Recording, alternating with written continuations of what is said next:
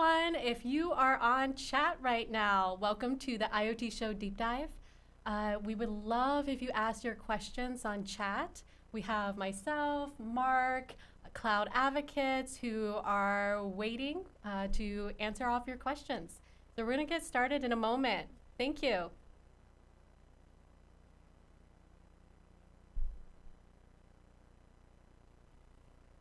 Hi, everyone. Welcome to the IoT Show Deep Dive.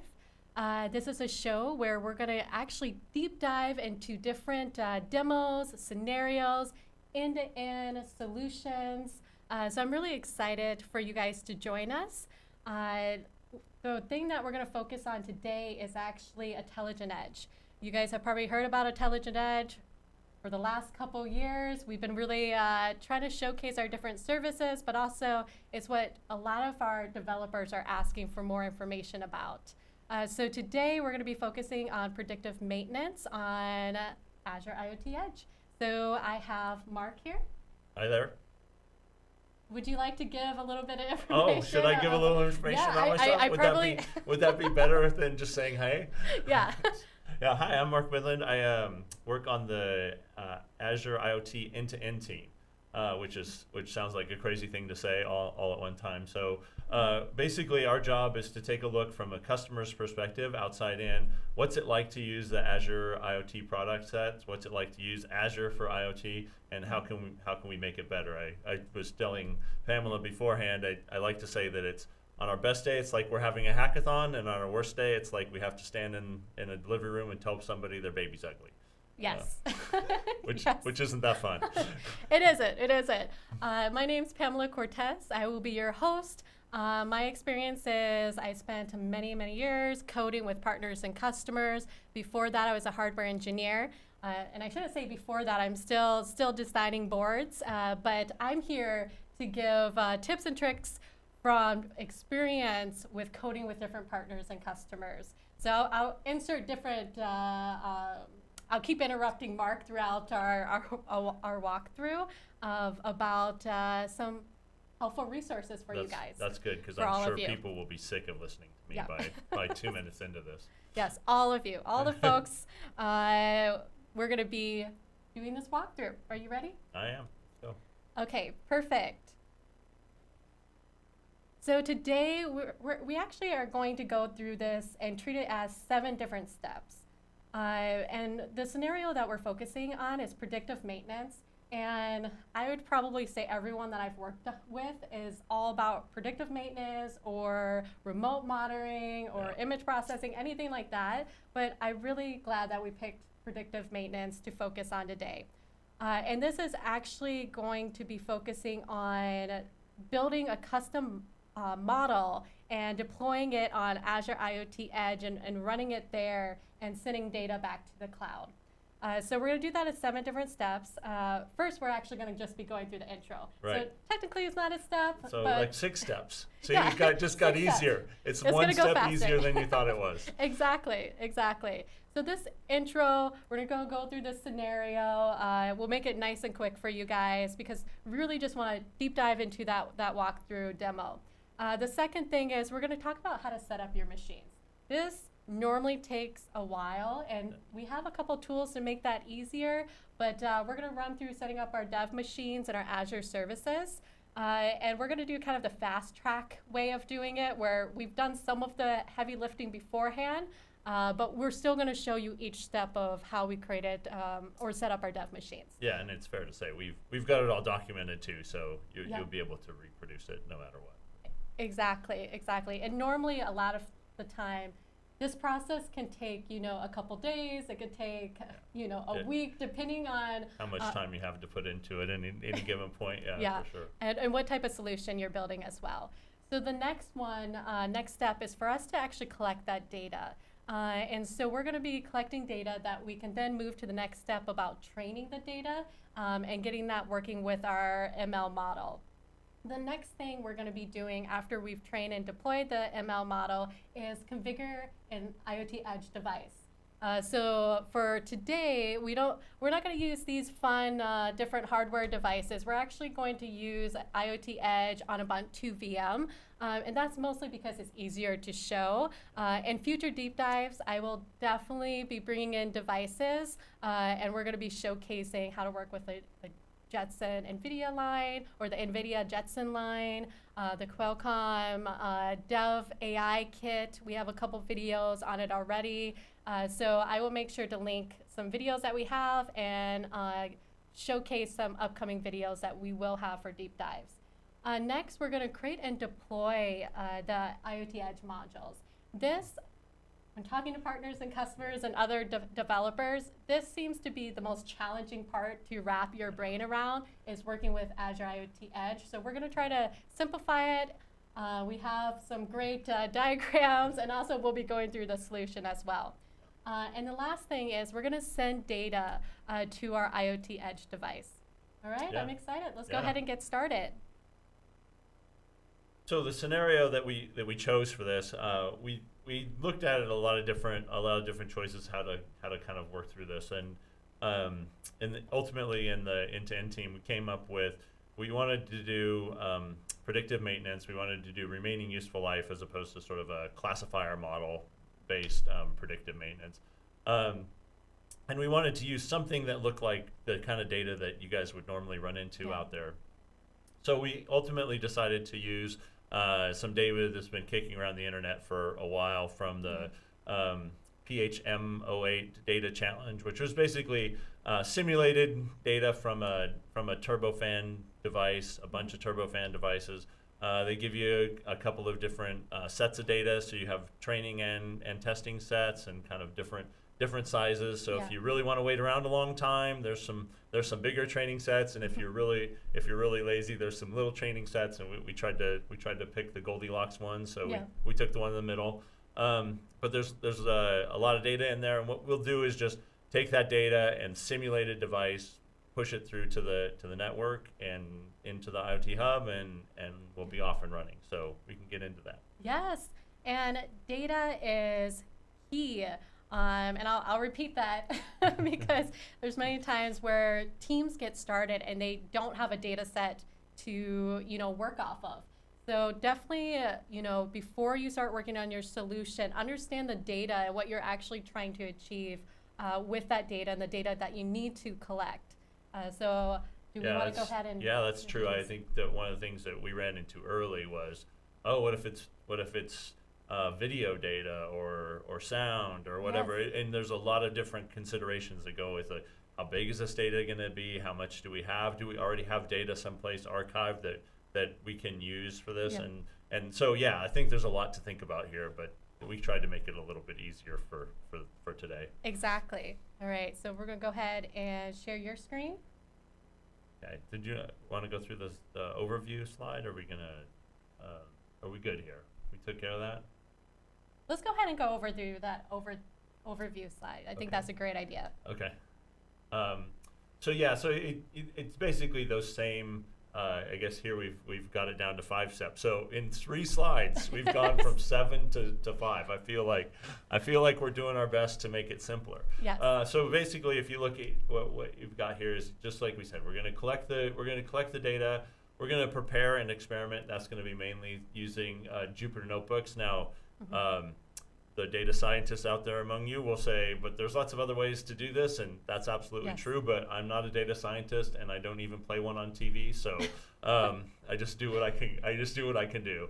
And then we're going to deploy a trained model to the IoT Edge. That'll be sort of the modules bit, and we'll go through that in some detail. And then we'll use that model, run the device and model, and then the last step we'll actually leave for future versions of this, which is how do I take the data then that's been cycled back and use it for later modeling, and we'll just we'll leave you at the point where you're ready to do that, but we won't actually do it. It's a lot of gymnastics in there that really go to how do you run your organization and less to how you do IoT Edge. Exactly. All right, let's go ahead and share your screen.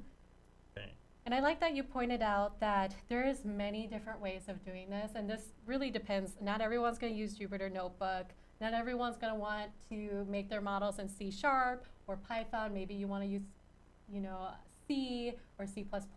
So there's, a lot of different ways that you could be setting this up. So really the key of this walkthrough is to showcase these different steps and different things that you have to think about when doing this Right. Yeah, solution on the edge. For sure. And we'll try to, I think as we go through this, we'll try to give you the tools that you need to get through it yourself, not so much to do exactly what we did, which may or may not be interesting for you. So just as I'm starting out over here, we're looking at kind of how do we set up our VM. So we did, when we went through this the first couple of times, we realized like there's a lot that goes on to your VM if you have a job like I do where you're kind of changing technologies a lot and switching things around. It gets a little bit messy to have all that stuff on your local VM, and so we decided it would be easier on everybody to put a dev VM into Azure. And so if you look in, I should have started with the on GitHub. We have this sample published. And so what I've done is just clone that to my local box, and we're just looking at it here in PowerShell. And you can see in the underneath the dev VM folder, that's the word. Yeah.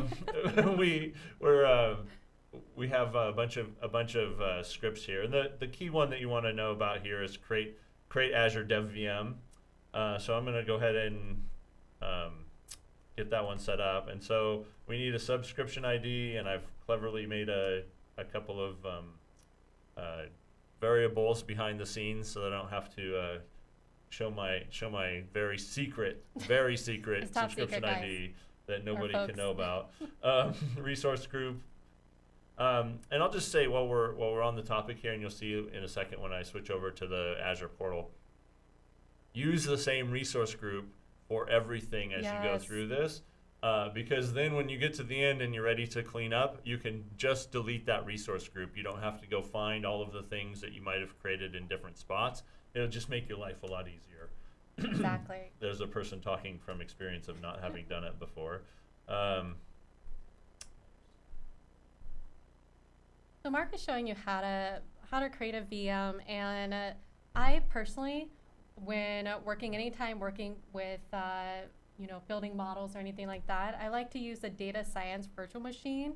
And it's a great resource. We've used it quite a bit, but we just didn't happen to use it in this particular walkthrough. But we have used it a lot, and it's definitely a great resource. And I think it comes in a bunch of different flavors too, right? I can get an Ubuntu one, or I can get a Windows one. I think there's a couple at least a couple distros. Yeah. So you can see here, I've gone ahead while Pamela was talking and filled in the command, and then I've given it a password. And so you can see, because I have already run this script, it's going to say it's going to skip over it. Mm-hmm. And so I'll just bail out at this point, and we can go look at what the VM looks like instead of spending time on this. So so we're going to pop over here to the VM. That may have been a little bit quick, so you may not have noticed because I didn't actually log in. I was already logged in. But so now I'm looking at a remote desktop view of my virtual machine that we've created. And I'll go ahead and open PowerShell. I probably should make that a little bit bigger so that people can actually see it.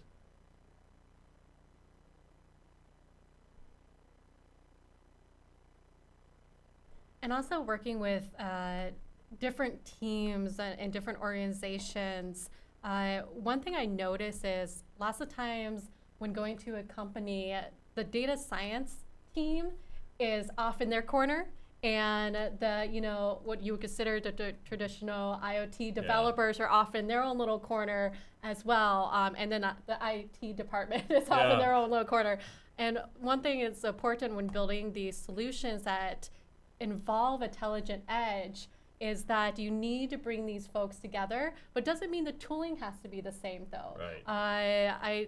Sometimes the data scientist will use a totally different VM or different tooling than the firmware engineers or other IoT developers, but as long as you guys understand how big the model needs to be, what the goals are, what devices you're using, and have that base requirement, I think that's important. But I do recommend that both teams need to get together to talk about how they're building this solution. It's not as easy as just handing it off to the next team after you've created a model, because you could be the best data scientist out there and build this beautiful model that doesn't end up, it might be too big to run on the edge device.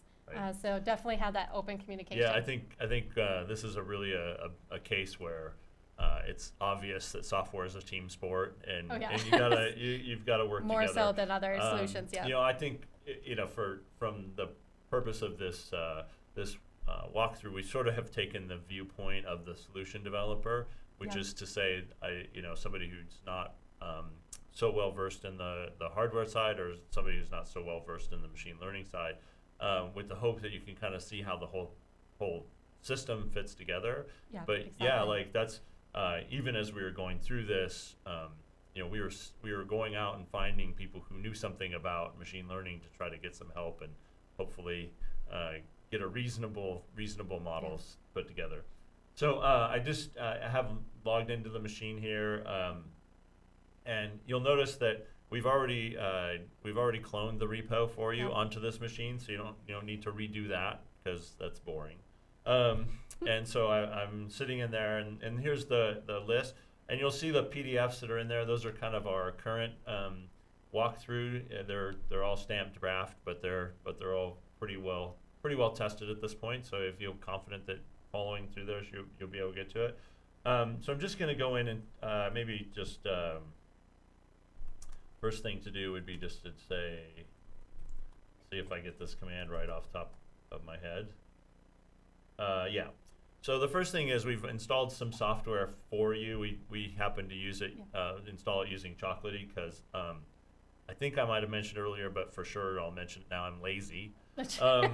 And so doing anything that actually causes me work seems not so much fun, whereas Chocolatey is pretty much saves a bunch of time. But you can see the big things that I would call your attention to. We've put Azure PowerShell on there, Docker Desktop. That's pretty important. And by the way, when you log into the machine the first time, you'll need to go ahead and start Docker Desktop. If you forget, you'll remember when you try to do your first Docker build, and it says that Docker doesn't exist. And then we've installed Python as well, and of course, Git and so forth to be able to clone. The second thing I want you to take a look at when we're on this machine is there's a script here called enable code extensions.ps1. And again, I've already run that on this particular machine, but do this. So if we open that up in code, VS Code, you can kind of see what we're doing here is we're going through and we're just installing a bunch of extensions that you're going to need when you get going, and you can see the same list here showing installed extensions. You'll see that those are suspiciously familiar to each other. So that's kind of getting the machine set up. That's all you really have to do to get started. One thing I do want to point out is here. Let me show up my laptop real quick. Is part of the script that you're running does install the Azure IoT Tools extension. If you haven't worked with it yet, I'm a huge fan because it makes it so easy to create IoT Hub, see your devices, and even your IoT Edge devices. So this tool is actually an extension pack. It installs 3 different extensions within VS Code. One is IoT Hub Toolkit, one is IoT Edge, and one is the device workbench. The device workbench is really for folks who are coding with the MX chip, coding with Raspberry Pis or anything like that. So technically, you don't really need that extension for this particular walkthrough. For this particular walkthrough. But I also want to make a mention that VS Code, I love VS Code. I mean, like, I'm going to keep inserting this in every single deep dive, that, you know, it has the tools and extension and a lot of support for Azure IoT. However, Visual Studio, we just released the support within Visual Studio for IoT Edge. And I think that's important to mention out, because every time I'm coding with folks who are used to Visual Studio, they're always like, I don't want to install VS Code. Right. I already have this super powerful IDE. Please provide that extra support for Visual Studio as well. And so that is something that we're definitely doing. Yeah. And so I recommend folks to check out, if you have Visual Studio, check out the support for IoT Edge. Yeah, Okay. obviously it's a great tool. I think the other thing that's great about the IoT tools is it was about halfway through putting together this walkthrough that the IoT tools shipped as an extension pack. Yes. So not having to keep track of which things needed to be updated anymore was fantastic. Exactly. So while your machine is actually installing, you know, although we did it in a very quick way, it'll take a few minutes if you install the machine in Azure, obviously. Copying bits around, physics and whatnot, I don't know. You can take that time to kind of flip over to, you can see now I'm in the IoT Hub folder within the repo, and we can actually do the new Hub and Storage PowerShell. And what that's going to do, and I have it set up here to run again. What it's going to do though is it's going to go set up your hub. It's going to get that configured. It's going to configure your routes. It's going to put storage accounts in there. You can do all of this stuff by hand via the portal, and you know that's fine if that's how you like to spend your days. If you're a portal girl, it's good. But if you're like me, I like to do things through VS Code and through command line. So it makes it a lot easier. I'm a fangirl of that. Yeah, and but, so I can run this. You'll see it's going to look exactly the same, and I've already done this as well, so we won't run it again because it's just a waste of time.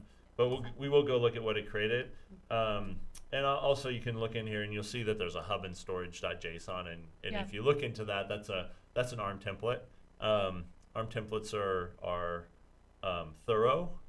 I'd say thorough. They're super useful. But they're useful, but they take a little bit of getting used to if you haven't done a lot with them. So that's maybe a good way to kind of take a look at how we've set everything up.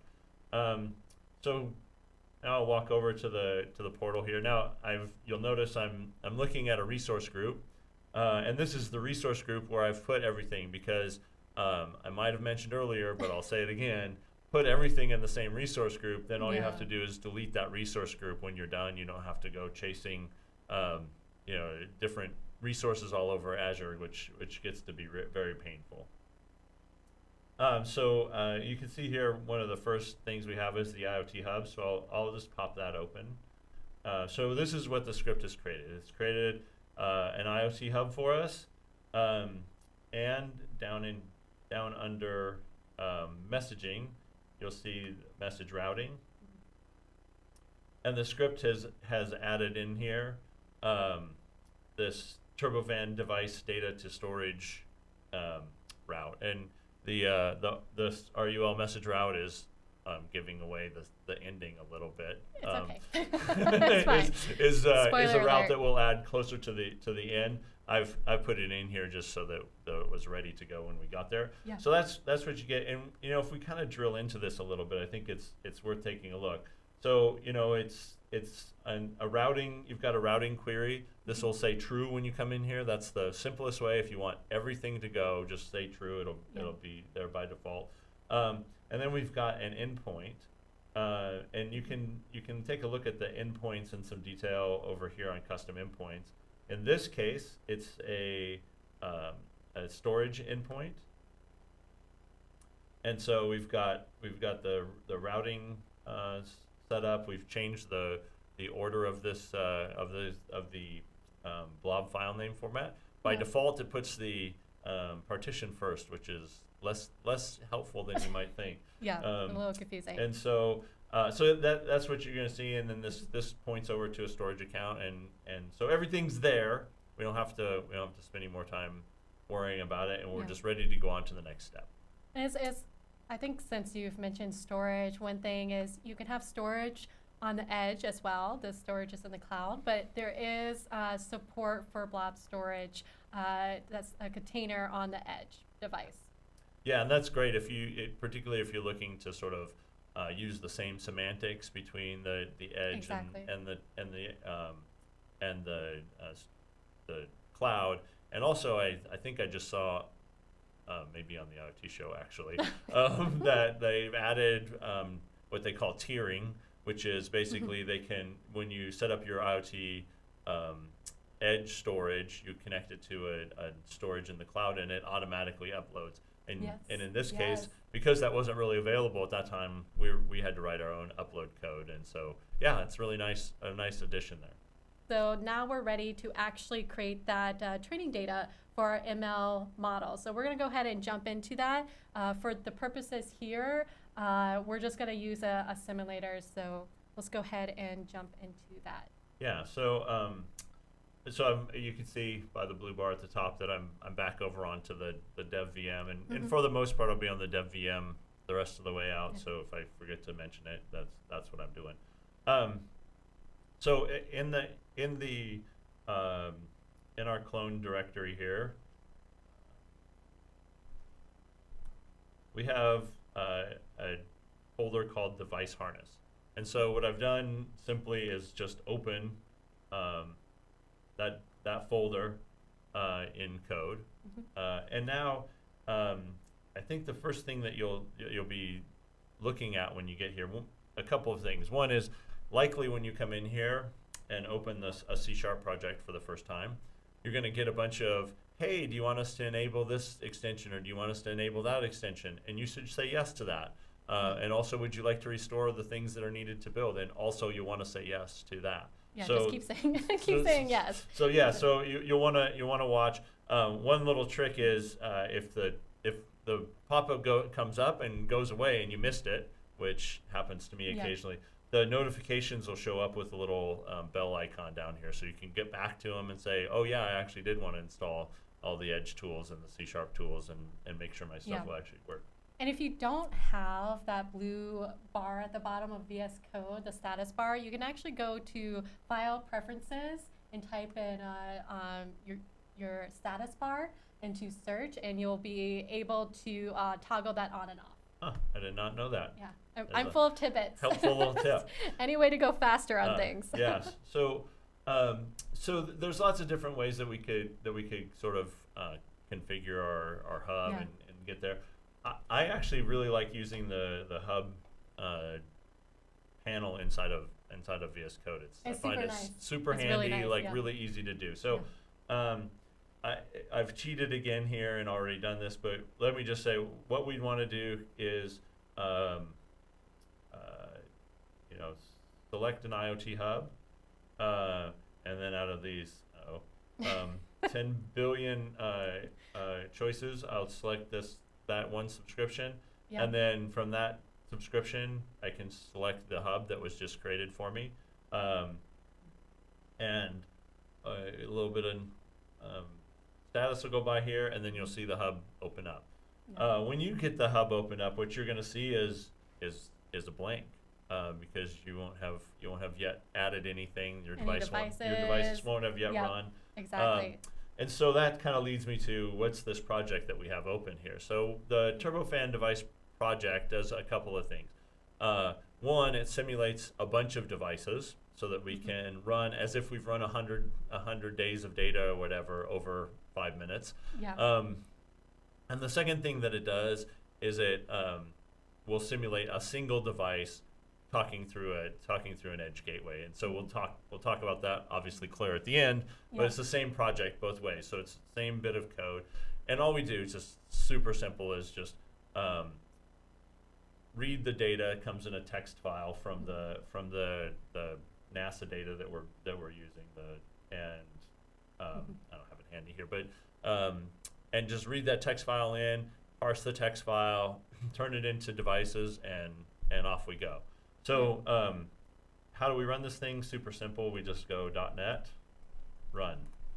And if the demo gods are with us, we'll get to this, and now it's going to ask me for what's my IoT Hub connection string.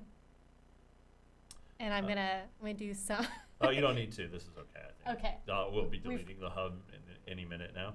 So, so I just copied. I don't know if you guys caught that. So, just click on the ellipsis here, and then copy. No, I can't see it. Copy IoT Hub connection string, and I'm just gonna right-click to paste it in there, and hit enter. Yeah, and then you'll see. Oh, sorry. Go ahead. I was just gonna say that extension is so nice to use because you have all of those. I mean, you could be doing this without the extension and finding all the information through the portal, but yeah. Certainly you can do it lots of different ways. You could use the Azure client or something like that. The CLI does it. This is just super handy. The other thing I love about this is you notice that I refreshed once we got started here, and all these guys turned green. So in the case of starting fresh, what you'll first see is you'll see a bunch of devices get created, populated. So you can take a look at the code in there if you want to know how to make that work. And then you'll see them all start turning green because we're sending data. And so this thing knows that we're sending data. And as a matter of fact, another kind of cool trick you can pull here is you can start monitoring device to cloud message. I always have to think about that one really hard. And then cloud to device. Cloud to device, device to cloud, and then you'll see the messages start to roll through here and get picked up, and you can kind of take a look at what's actually happening. So yeah, super nice. Lots of cool things.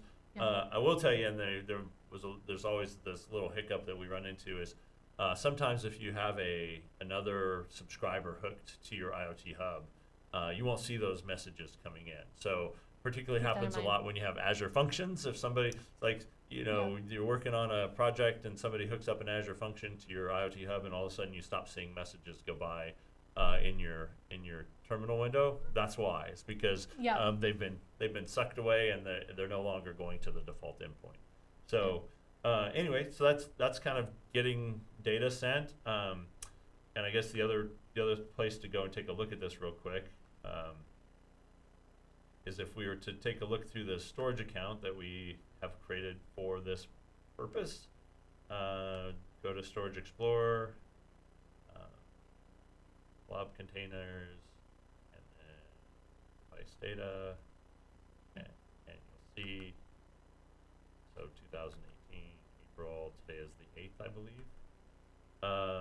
And it's great that it shows the year, the month, the date, the time, so you can actually get all of the data in a nice structured way, which I'm a huge fan of. Yeah, so it makes it much easier, and then you can see here's the data flowing into the system, and that's the data. So we're going to use this exact storage account in the sort of next step. We'll be pulling the data from there down into our notebooks and carrying on. So that's that. All right, let's go to the next step. All right, so there's we're going to be going over 3 different paths that you can really take with the AI model when you're deploying on the edge, and then we'll continue with our walkthrough of the demo that we're showcasing using Azure Machine Learning. We won't be using Cog services today. We have a lot of great videos on that, but today we just built a model. Let's go for it. All right. So there's 3 paths on to get an AI model. I've seen common across many different companies and how they think about ways to attain a model. So first, use an existing model. This is really great for, let's say, teams that maybe don't have a huge tons of like ML experts on their team, or they don't want to reinvent the wheel. Maybe we already have a Cog services that makes sense, like facial recognition. Maybe that they want to go ahead and use that. I mean, Microsoft Research, we've been doing a lot in this area. We have amazing folks who work in Microsoft Research and across the different teams on building these Cog services. Yeah, and a lot of times it's even like just a little bit of a tweak, and you can get what you need too, right? Like, Exactly. So it's those are they're Exactly. super nice. Yeah. Yeah, I'm a big fan of those. Some things to consider is that we don't have all of the cog services that you can already use in the cloud that's containerized on the edge yet, which means that we're planning on getting these services containerized as a Docker container to put on the edge. But the ones we have now, we're kind of rolling out new cog services. So we have text analytics. That one's already in public preview. We have face detection, which is a huge one that a lot of folks want to use, especially in retail, that they want to deploy on the edge. That's containerized. We also have an edge marketplace too, which I'll pop up in just a moment. And so this is great of using this existing solution that could be reused. Maybe you want to use face detection on your retail solution, and then maybe you want to use that same thing for something different, like a different type of scenario. You can use that same model, train it a couple different ways, and deploy on the edge.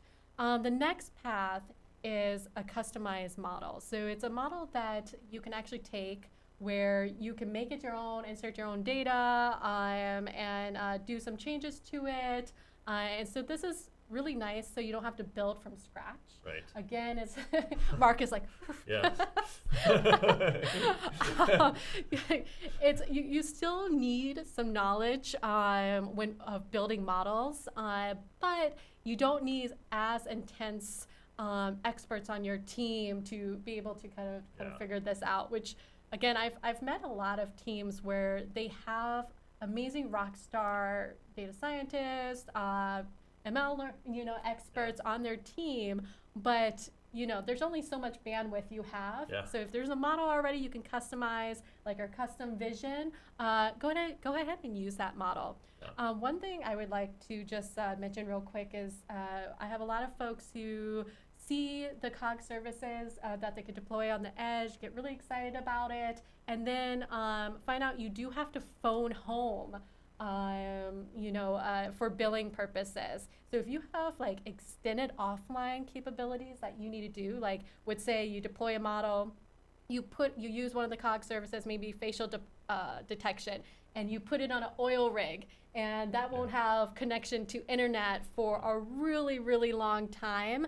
You have to consider the limitations of how you have to bill back. And that's changing. I know the COG services team is looking into that and making those changes, because there are people who want to use those models and have them on edge for a long time. And I also get the question of what happens if if I do put it on an oil rig, this like face detection, it's on my edge device, I deploy it on the oil rig doesn't have any internet, how long will that model last? Will it last for 2 months? And what will end up happening is when it tries to phone home, meaning that phoning to the cloud for billing, it stops. The model stops. And so that's definitely the It's kind of unfortunate, but I'm sure we're working on it. Yeah, we're definitely working on it. And the reason why I bring that up is you need to understand which path makes sense for your solution. And definitely work with us, our COG services team. If you do have an extended offline story, definitely reach out to folks here at Microsoft to help out with that. And the last one is build your own.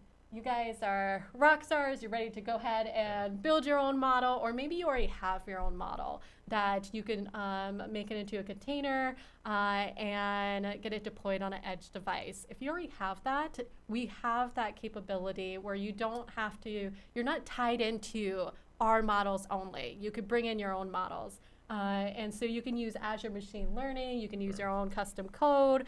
So we have a lot of capability there. Yeah. All right, so now let's go ahead and jump into building that model. Yeah.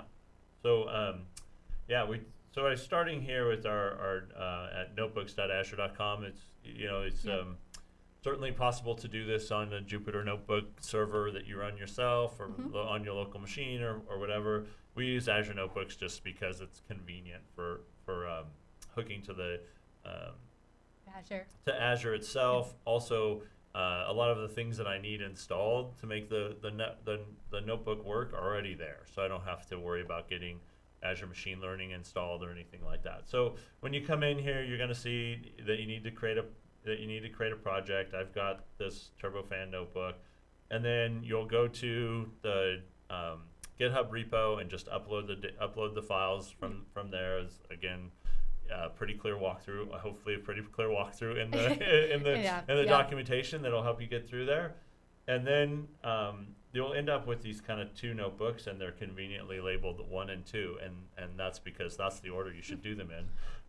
Try to make it super simple for you guys, and there's a lot of documentation too on how to work with the Azure Notebooks. Yeah, that's working with Jupyter. Yeah, I think the only speed bump that I'm aware of really is you kind of have to create a account in Azure Notebooks, and it's a little separate from your Azure account, which can be a little confusing, but just roll with it, pretend like it's a different service, and carry on, and then things will work out really well. So here we are in the first notebook, and you'll kind of see we start at the top, and we just do a little bit of setup. We just kind of getting the notebook configured. I get this error every time. It's fine. Just carry on. Just don't let it bother you.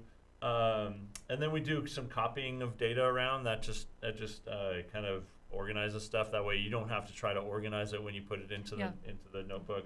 The next step, and this is a pretty important one, is to set all of the global properties. Oh, and I should say I'm sort of scrolling through this, but as you go, what you're going to want to do is hit Control Enter or Shift Enter to help you to execute each of the steps, and then that'll sort of let you go from one to the next. And I can do that here because it's super fast, but and then you'll notice that you get a number here, in this case 1, for the execution that you've done. If you see an asterisk, that means the kernel is still busy doing what you asked it to do, so maybe don't go on. Yeah, exactly. And at least when it's running through the different cells, you could choose to run through the cells individually, or you could just run through all of them, which is really nice, especially for debugging. But if you run through all of them, if there's an error, it will stop. Right. So you are able to go ahead, see what that error is, fix it. Maybe it's just not even an error. Maybe it's just log in to Azure right now, and here's your code or whatever. But at least you will see that. So if it doesn't look like if you're in a hurry and you want to just run them all, you could definitely do that. Go ahead, but it will stop if there's error. Right, for sure. That's great. I forgot to mention that. So here we kind of talk about the Azure Machine Learning Workspace. So to summarize, the Azure Machine Learning Workspace is a group of resources that really just kind of help us get all this stuff done. So it's some storage, it's a key vault, it's Azure Container Registry that we're going to use here in a minute. There's a bunch of resources. By creating one of these, we don't have to do all of that other stuff. It just makes it a lot easier to go through, and we can take a look at that in a few minutes here. So that's all this is doing, and then the next guy is going to just spit out, here is your workspace information. Now we start to get a little bit more into the interesting bit here. So here, what we're doing is we're registering a data store. So this is the data storage account that we showed earlier, where the data is going to. So we're just saying, hey, hook this in and use it so that I can pull it from my machine learning account. And then the very cleverly named download data. We're downloading data locally. Now, I mean, this is a crazy thing to do if you have 18 billion, terabytes of data, which is probably petabytes or something. But anyway, so you don't want to do this. What you would want to do in that case is sample. We have a little bit of data, so we just brought it all because I may have mentioned earlier I'm sort of lazy.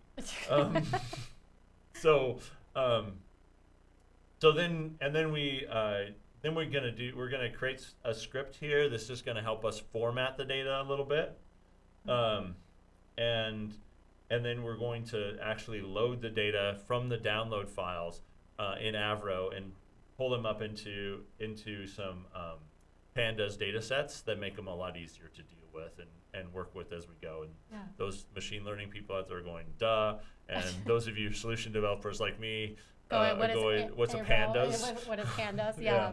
Yeah. So and then you can see. Did you want to give a little bit more information? What there? about pandas is? Yeah, It's a way to represent. It's a library for representing tabular data and working with tabular data. It lets you do some pretty cool things if you need to run a bunch of the same sort of operation across all of the fields or all the rows in a table. It really makes it a lot easier to do that. So it's super handy and also makes it so you can print nice little charts out like this. And then here we're going to calculate the remaining useful life.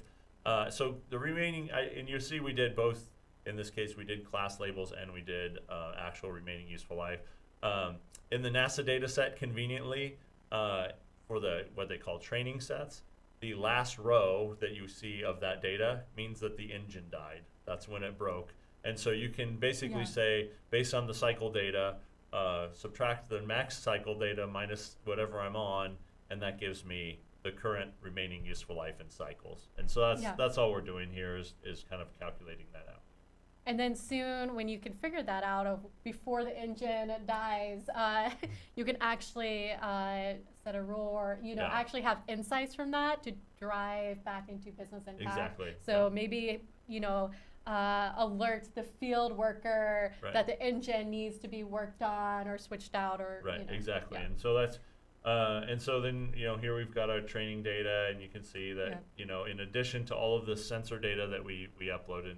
I guess we didn't talk about that too much, but the shape of this data is basically 21 sensors, 3 operational settings, an engine name, and execution until it dies. So that's kind of what we started with.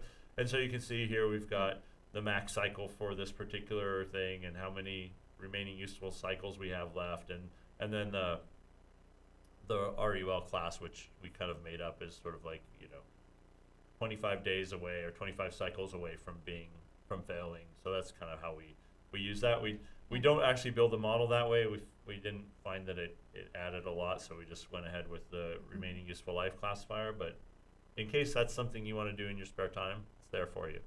Yeah. So you have it. And then the next thing we kind of do is just try to plot some of the data.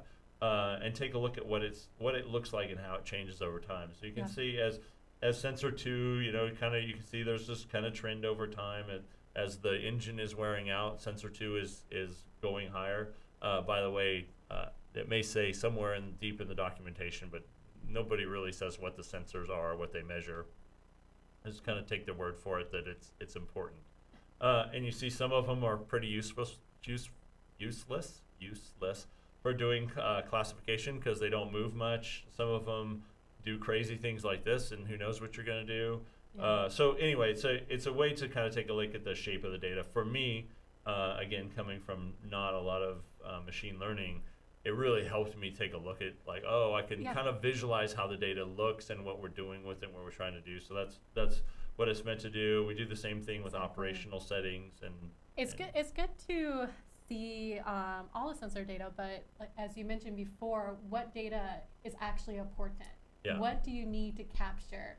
And I think that's just super important to understand before you start building you're going to look through these models and you'll pick that out, but it's just really important to spend time with the data and data scientists out there are just going to be like, okay, she's preaching to the choir. But I've seen way too many times folks just say, here's some random data, here's a temperature sensor, and then it doesn't make any sense, or it's not the right type of data that's needed for your solution. That's right. And so it's really helpful to take a look and kind of get a sense of what the shape of the data is and what should be included and what should not as well.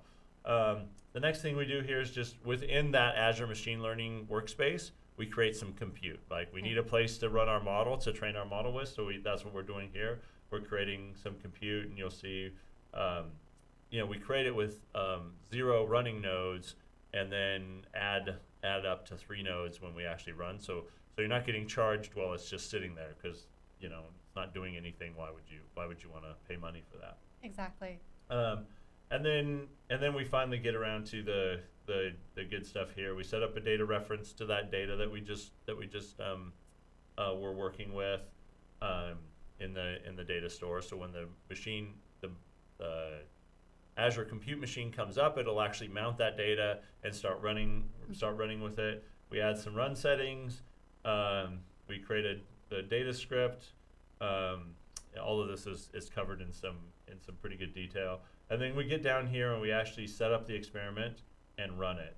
Yeah. And this is kind of the money part. So you see, we've gone in and we've run this model, we've run this experiment.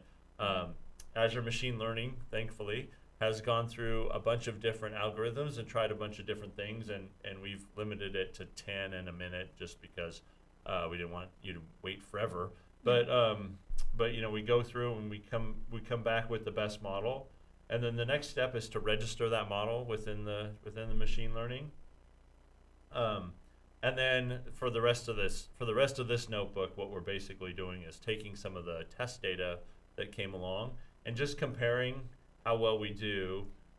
This is probably the best thing here. Like here's how we did for the actual data, for our training data, actual versus remaining useful life, and you can see it's not the greatest model in the whole history of the world, but it'll do. And here's kind of test data, and the shape is more or less the same, and we do sort of okay. And then we run some more tests down here that certainly the data scientists in the crowd will recognize and most likely say, oh, but you should have fixed that because that S-shaped curve clearly means that this is not normal, which I kind of understand most of those words, but we haven't put any effort into making this a great machine learning model. We just needed a model so that we could use it for the next step here. Exactly. All right, that was a blistering trip through that guy. So then we'll take a look at the second model, and the second one we're doing really the second half here, which is we're going to take the model that we just built. We're going to build a scoring script so we know what data we're going to get through from our Azure our Edge runtime, and we're going to build a scoring script. And then we're going to deploy that as an image, a Docker image. We'll set that up as a Azure microservice and run some data through it just to make sure we get what we expected. And then we'll save that image off and we'll use it, actually deploy it to the edge. So we're getting close. We're getting close to the actual edge part of this. We are getting close. And we'll bring up a diagram too to kind of showcase what actually happened when you build this model. How are you deploying it on the edge device? Because I know we went through that Azure Notebook pretty fast. Yeah. But building your own model is it takes a lot of steps. Yeah. There's definitely a lot of steps, especially when it comes to training.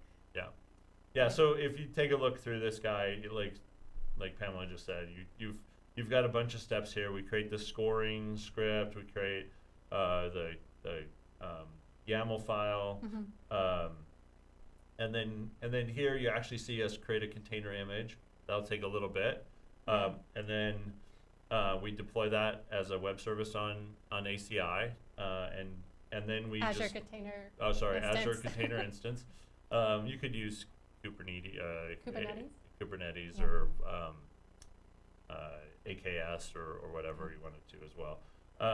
Azure Container Services. Yeah, I never can remember. I never remember the full every form of that acronym. one. I'm gonna go ahead and just fix for me. And then you can see, okay, we've done what we've predicted to make sure things look right, and then we basically produce the same graph again, just to say, oh look, it does look the same as it did previously. And so maybe just one last little place to take a look here is if we come to the machine learning service workspace, I just kind of wanted to point out that there's a bunch of stuff going on in here. So we talked, there's a storage account and a container registry. There's a key vault, which we're going to use a little bit later. Application insights if you need it. And if you go down to experiments, you'll be able to see the experiment we we just were running, and the results of that experiment, we just took a look at them really. And over here under images, you'll see the image that we created. So this is the image in the Azure Container Registry that we're actually going to be deploying in a few minutes. So, you know, just when you need a sanity check, where is everything? You can pop over to look at your machine learning service workspace, and everything will be there. Yeah, and we'll go through in more depth of what the word image actually means. Right. Because I think if you haven't worked with IoT Edge before, Or Docker, or yeah. Docker, we'll get into that in just a moment after we've created our Edge device. Yeah. All right, so should we Yes, let's go ahead and let's. look at the Edge device itself? Yeah, so the Edge device, once again, so Edge, I think we mentioned this earlier. Our Edge device in this case, we're just using an Ubuntu virtual machine in Azure. So much like we did earlier, if you come into our repo, you'll find Edge VM is one of our Edge devices,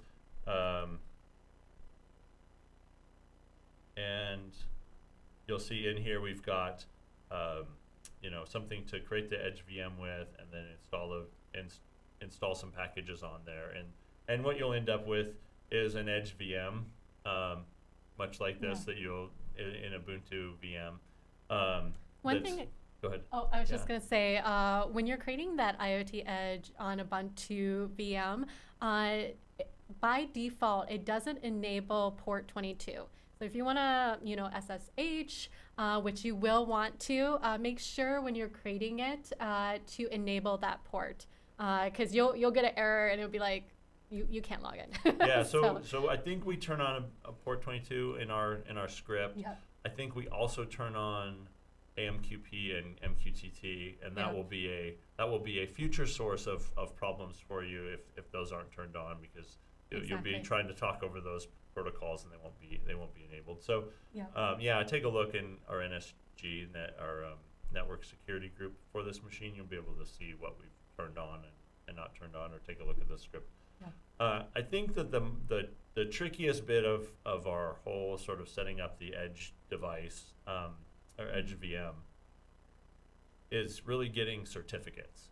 And so if you kind of go out and take a look at our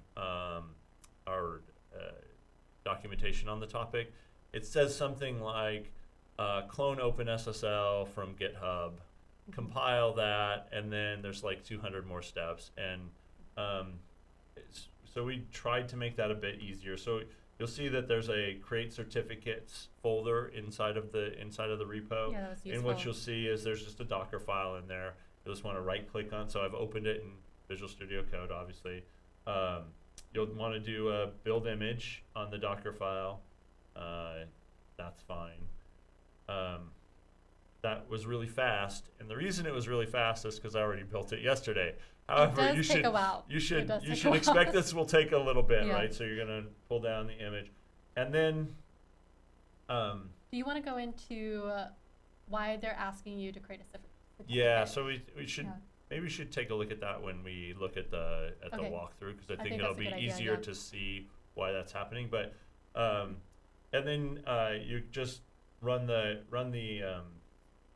this Docker file with a command, and you pass the folder where you want the certificates to end up, and hit go. And again, the instructions are in there, and I can't think of them off the top of my head, obviously, but you'll end up in this Edge certificates here.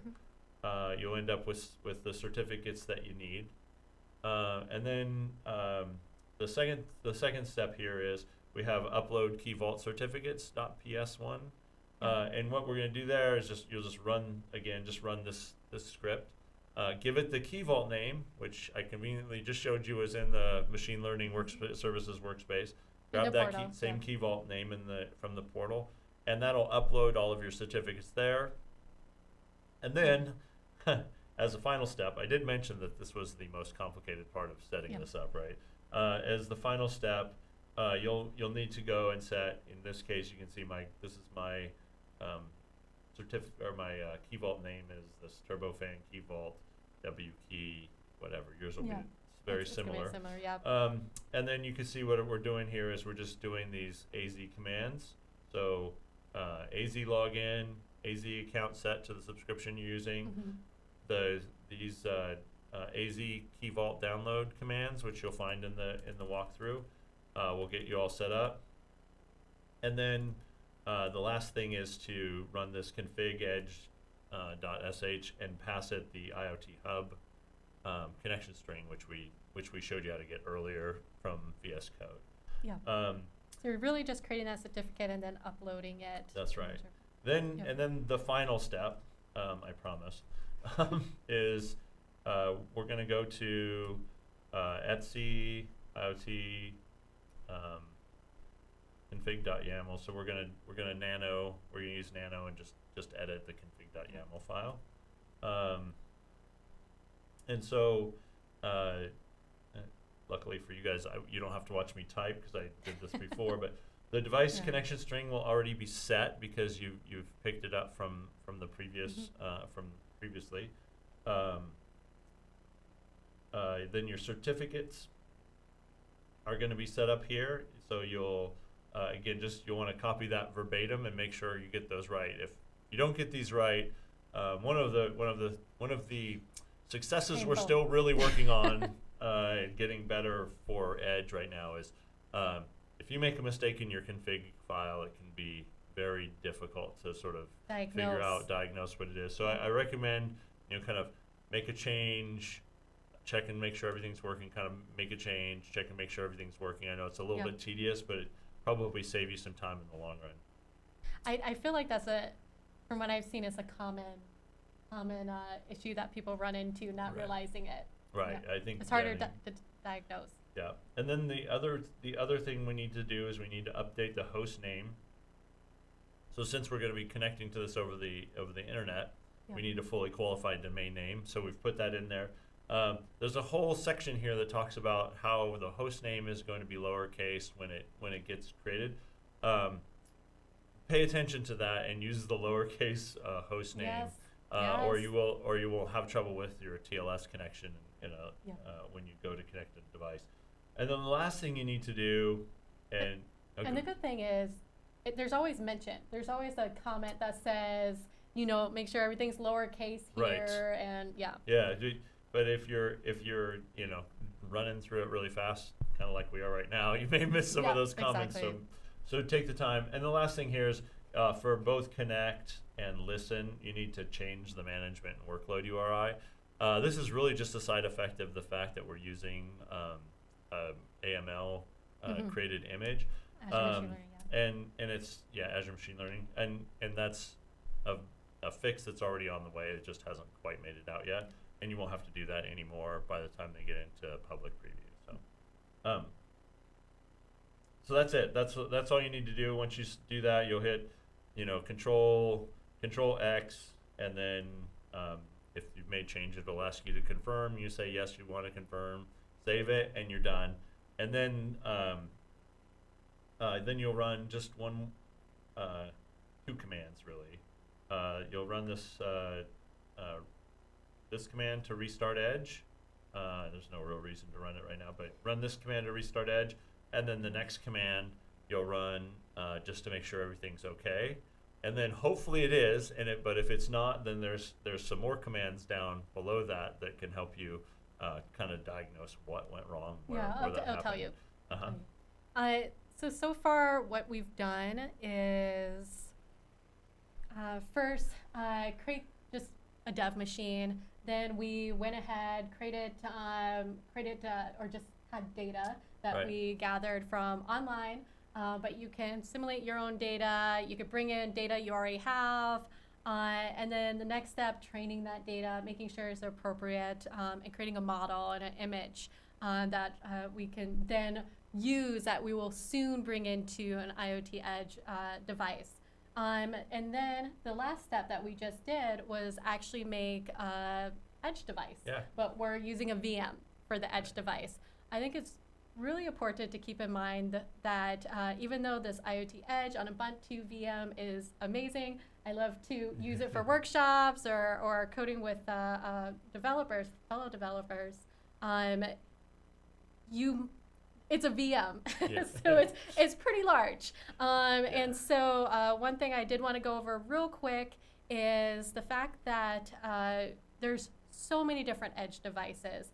And I think actually the number one question I get all the time is, hey, can I run this on a Raspberry Pi, this huge model, and then store tons of images on it as well? And so one of the things, sometimes it's kind of hard to answer that question, which edge device to start off with without understanding the solution. Yeah. And so when I think about edge devices, I think about it in like kind of a light edge and then a heavy edge. And it also depends on, are you doing image processing? You know, if you're doing predictive maintenance, how much sensor data are you gathering? So there's a lot of things to think about. Let me go ahead and show some devices on the table right here. So this one is, the AI dev kit is a Qualcomm camera. It's great for just prototyping for security, retail solutions, a lot of different scenarios. What I like about this one is that it actually has documentation for it. It's supported by Microsoft and Qualcomm. So if you get started, you can easily work with Azure Machine Learning, Cog services, and just get rolling with this one. And so you can get that a couple different places. And of course, you have your Raspberry Pi, which some people do proofs of concepts. Yeah. Almost said POC. I'm trying really hard to be better at acronyms. However, TLAs are my thing today, I guess. No, I'm having a hard time. Yeah. And so, I mean, honestly, I don't really do proof of concepts when doing intelligent edge scenarios on a Raspberry Pi, because you get really limited really fast. Because a lot of the scenarios I'll work with is like image processing. So you have to think like frames per second, how much data you're going to need. And so going back to that slide, I have a couple devices on there. I'm not getting like any type of money. I'm not a brand ambassador, but for NVIDIA, you're just a crazy hardware girl. That's all. Exactly. I have worked with the NVIDIA Jetson line for a while now, with the PX2s to the soon I'm getting the Nano to the TX ones. So there's a lot of great devices for different needs with the Jetson line. Intel has a great line as well. I feel like I went to marketer right now, but biggest thing to keep in mind is that you have to know your requirements, and then also think about what are your requirements down the road. There's a lot of people who will build on your solutions and then realize, I just deployed maybe this Dell 3000 gateway device in the middle of nowhere, and I just realized, for this first solution, for the first year, it works great, but I want to do some more intense processing. I want to do, use this for more scenarios, and maybe they should have started off with a Dell 5000 instead. So there's different things you have to think about. I won't deep dive too much here because I'm going to have future videos about working with different devices, and including the DataBox Edge, some of the stuff coming from NVIDIA. But one thing I did want to mention is, with the devices, with using IoT Edge, the device needs to run Docker. So at minimum, this device needs to be able to deploy a container on there. And so one of the things we have is the catalog, device catalog, which has IoT Edge certified devices. So I normally take people there and say, okay, here's your starting point. Here's Don't a catalog. choose anything not in this catalog. And it doesn't have all of the devices that, all the edge devices out there, but it is the ones that are certified with Azure IoT for IoT Edge. So you can feel confident in knowing that those devices will work with Edge. Doesn't mean that if you have a great gateway out there that you can't use it. Just make sure that it has Docker support on it. that's really what I wanted to go through I there. think it's great. I'm already, I've run into many customers too, and it's like, what are you trying to do? Sometimes I'm trying to move workloads from the cloud to the edge. Sometimes I'm just trying to do a protocol gateway, and those are vastly different choices about hardware and how things go together. So yeah, I definitely think it's worth digging into some more. Exactly. Okay, perfect. So we're gonna move on to create and deploy IoT Edge modules. So we're gonna go over that overview walkthrough, just because I think it was kind of hard to wrap around. Let's just wrap everything together. Let's have a nice visual. Then we're gonna build that IoT solution and VS Code, and some additional tips, and then we'll be on our way. So let's go ahead and get started. Yeah, so I think that if we take a look at how does this solution kind of all go together, I think that's kind of what we're taking a look at. So we talked about before the Azure Machine Learning workspace and services, and so the first thing that we did is we created that image, and I've called it classifier here, but it's an image with a classifier in it. And so the first thing that happens when we publish that image is it gets pushed into the Azure Container Registry that's associated with our Azure Machine Learning Workspace service. I feel like that one deserves a TLA. So I think that's the first thing. Then what happens is you go to your VS Code and you build your custom modules, the things that actually sort of help you route and help you write and make decisions for you, where your custom code is going to go for the edge. You build those things and you push those to the Azure Container Registry as well. Yeah. Now when you get ready to deploy, to actually deploy to your Azure device, what happens is you just see that you push the deployment template to the IoT Hub, and then the IoT Hub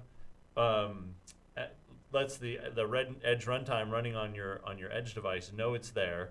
The Edge runtime pulls it down, and based on that configuration, the Edge runtime goes ahead and pulls those same modules from the container registry down to the local device, and that's it. So now you're running those modules on that remote device. So kind of keeping that in mind, and thinking of these things as they're all Docker containers. That's gonna help a lot when you start to think about, how do I diagnose what went wrong with my code here? You can go in there and use sort of standard Docker commands and look at those images and actually look at those containers and their running and their logs and see what's going on, and that really helps with figuring out why did things go so awry for me. One question I get a lot is, why don't I just use one big module? Or why am I separating this out? And the way I kind of answer it is that think of these modules as you could deploy them in different solutions. Right. So if you have one for this ML model, you can take this ML model and maybe use it on another edge device that's doing a totally different solution.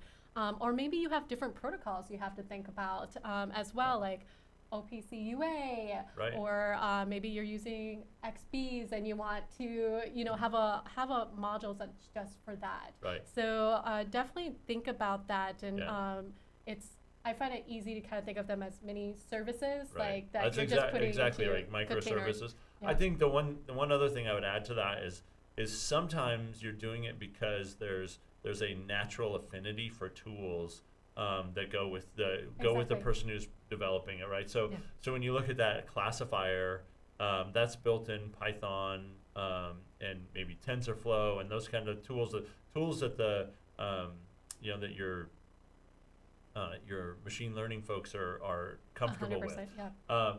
In our case, the router module is written in C#. Why? Because I've written a billion lines of C# in my life, and so that's really comfortable for me. And then the writer module got separated out because it turns out it's really easy to work with Avro in Python, and so I wrote that one in Python just because it was easier. So it lets you really mix and match your tool set to match with your with the problem that you're trying to solve, which is really cool. Yeah, you see that all the time with people using different programming languages. So you're not tied. I mean, you could use anywhere from Java, C#, C, Python, and so I really like that flexibility. For sure. All right, let's go ahead and show your screen. Okay. All right. So I think maybe the first thing we'll do before we even take a look at the Azure, the VS Code and how we built those modules. I just came back over here to the Ubuntu Edge device that we built, and I'm just going to go Docker PS. Except then I'm going to remember that I need to type sudo.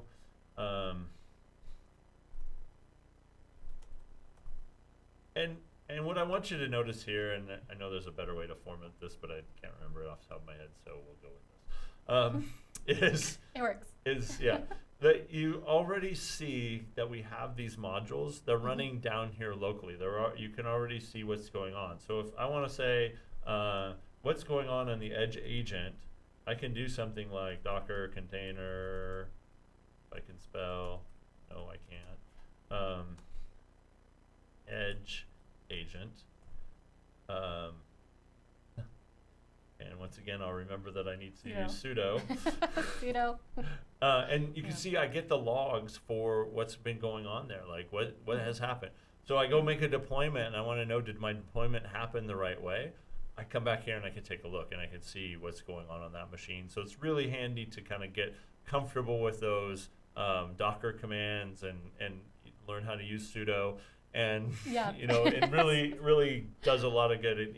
Particularly when you start to look at the classifiers and like, what's the turbofan router module doing right now, and how are things working? It really helps to figure that out. And I've noticed in a lot of teams is that most folks who are working with hardware don't really have a background with working with Docker. And so there is some upskilling there just to kind of wrap your brain around Docker. Take some courses. I swear it helps a lot to kind of understand how containers work.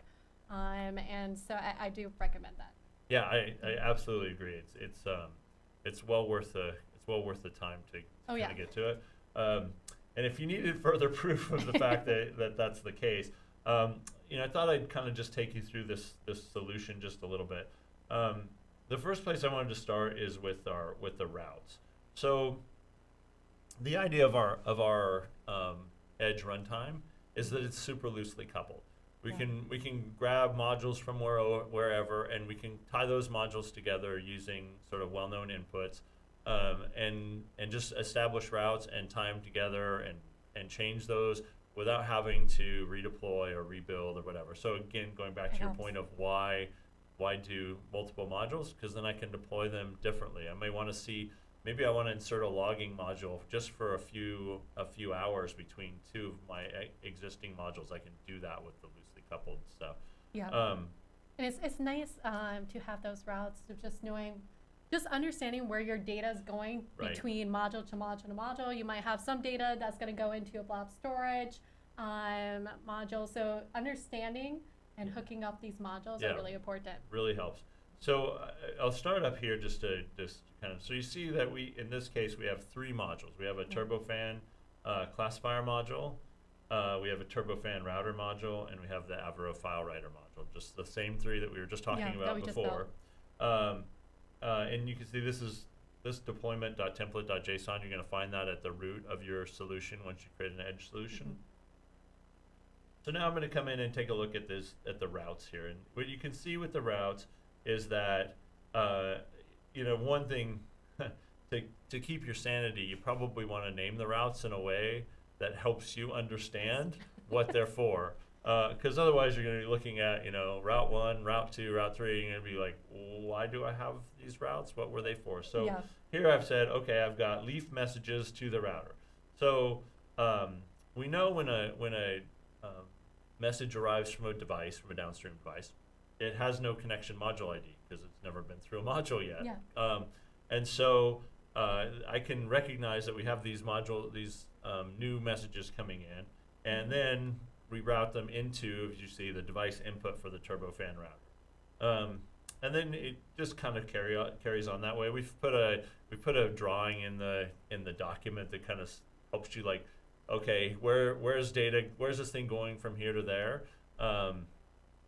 And that kind of lets you take a look at these so you don't have to look too hard. But I think Pamela's going to pull it up for us. But you can see that you're going from this output, AML output, which you define in your code, into a brokered endpoint on that module. So that's how they work. And then let's take a look at the overview real quick.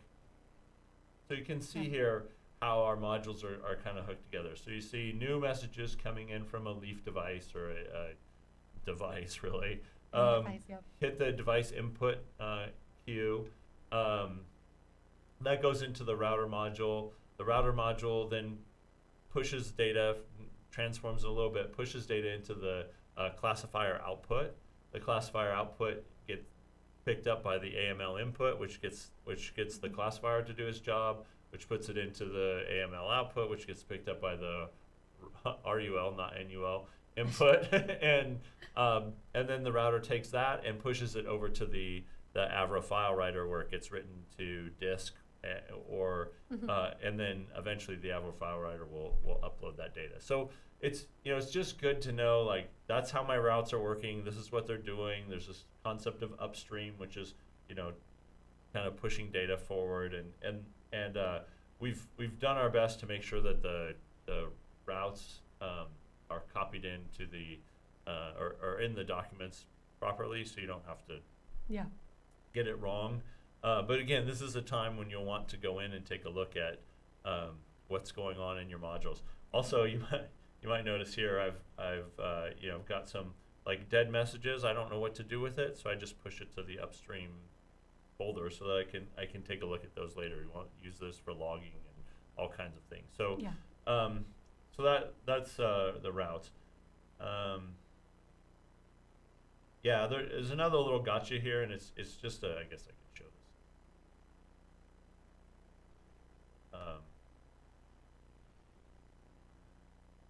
So when you're going to go and build your Edge solution, what happens to me every time is I go and I try to build, and it says I can't connect to the Docker endpoint. I'm like, oh yeah, because I forgot to run Docker. So then I go back and wait for Docker desktop to run.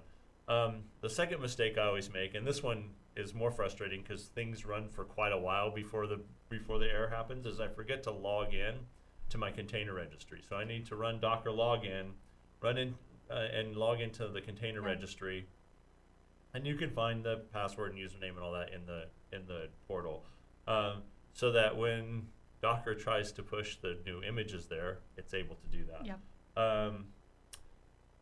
And so those are two kind of gotchas that I want to make sure you pay attention to. And then the other tricky bit in this particular solution, and I think it's worth taking a look at, is the Avro file writer itself uses some bindings.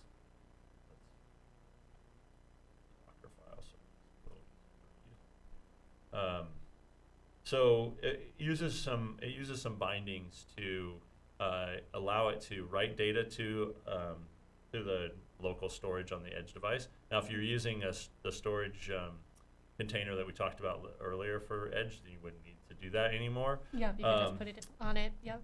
But what you'll find is that has a different set of bindings, but that are very similar. And then the second thing it does is it uses a binding to get around the fact that there's a bug right now in Edge that I need to sort of work around by allowing my module to have access to the config file, read only. And so that's what you're looking at here, is just kind of these, in the Docker file itself, it goes along with these. And one of the things that's really fun about Edge is that you get to keep three different Docker files in sync with each other all the time. So that's lots of fun. I haven't done that in this case, but normally you want to make sure that this file, the debug file, and your ARM32 file, if you happen to be using that, are the same, or perhaps just delete them if you're not going to use them and realize that they're not going to be the same. But you can see that's what we've done here, is we've made those two bindings, and then again back in our deployment.json, you can can see in the module itself where we said, hey, well, there's some create options for the module that cause it to do the bindings. So those are just two little gotchas that kind of come up here. Other than that, I think follow the walkthrough, create the modules, build and deploy, and oh yeah, there's one more little gotcha, and this is a good one. So you'll notice that we have a module version, and it's in here, this thing called module.json. So there's a module version in here.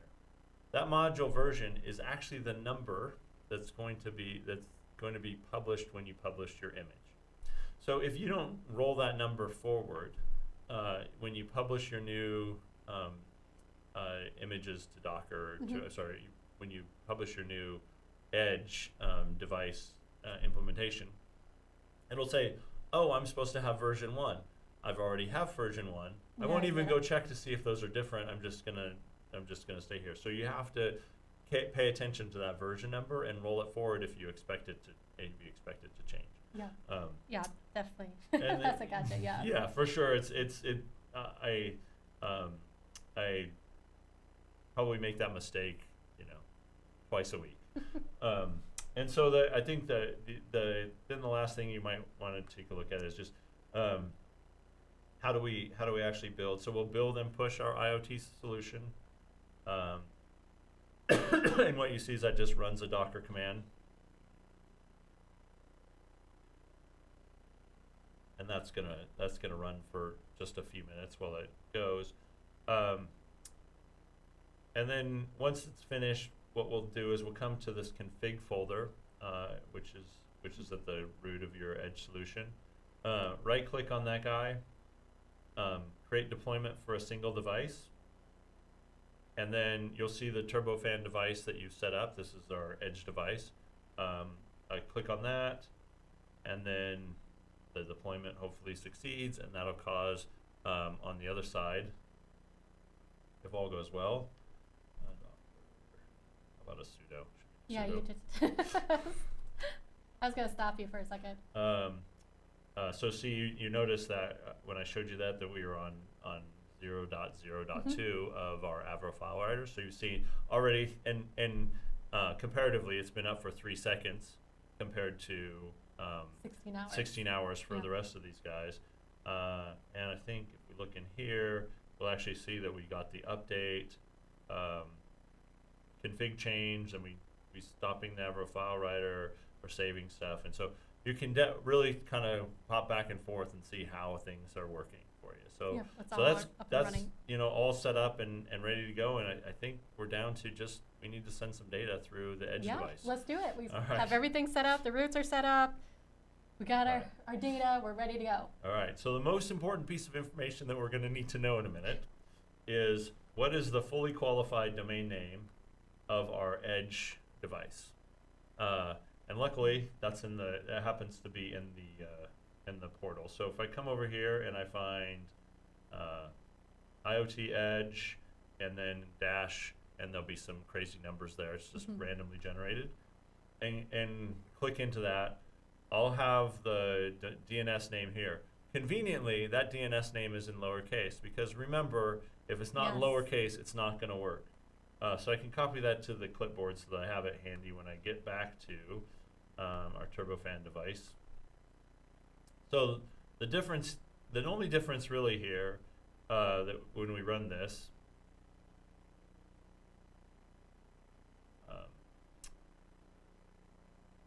and while you're doing that, you can actually see routes. You can see your IoT Edge devices, all your devices connected to IoT Hub through the portal. That's right. So I do think it's important. Maybe we could just let's just go there after everything's deployed. That's a good idea. We can also take a look at the data there too, again, just to kind of to but show you're right. it That's visually. a great point. So you'll notice that I think all of these will turn back to being blue again because we haven't sent any data. The big difference we're going to do here, if you kind of look at our new command versus our old command, is we're going to pass this gateway host name.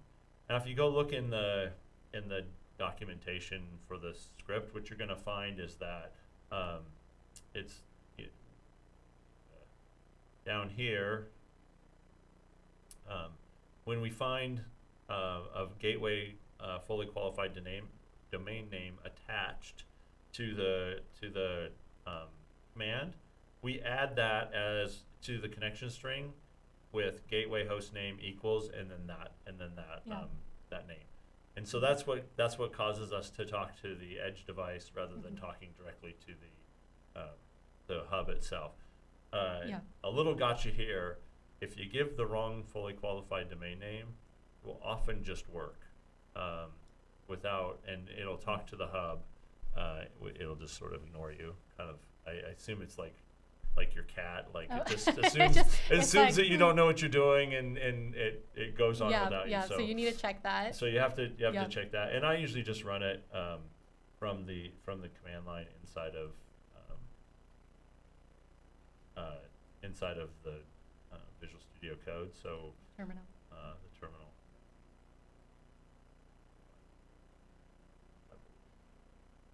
Oh, actually, there's two changes. The second change is the certificate. So we said we were going to talk about why we needed certificates, but And then we skipped over then it. we didn't. Until So- we needed it. So when you have the edge device sitting on the edge of your network, and you have a device that wants to connect to it, how does that device know that the edge device it's connecting to is who he says he is? Exactly. And so we use TLS, like everybody else in the whole wide world, to do that.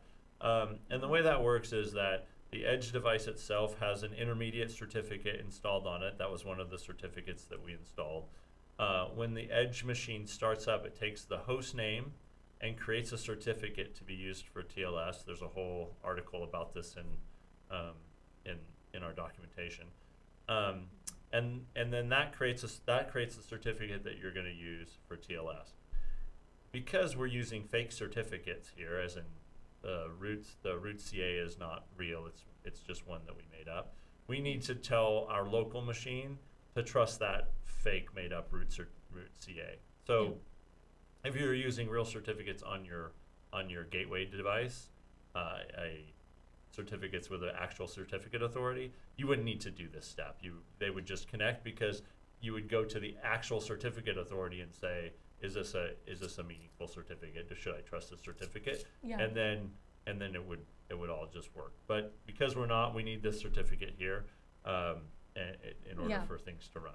And if you're using the device provisioning service too, that's a different story, because device Right. provisioning service, you can use your IoT edge devices with that. So Right.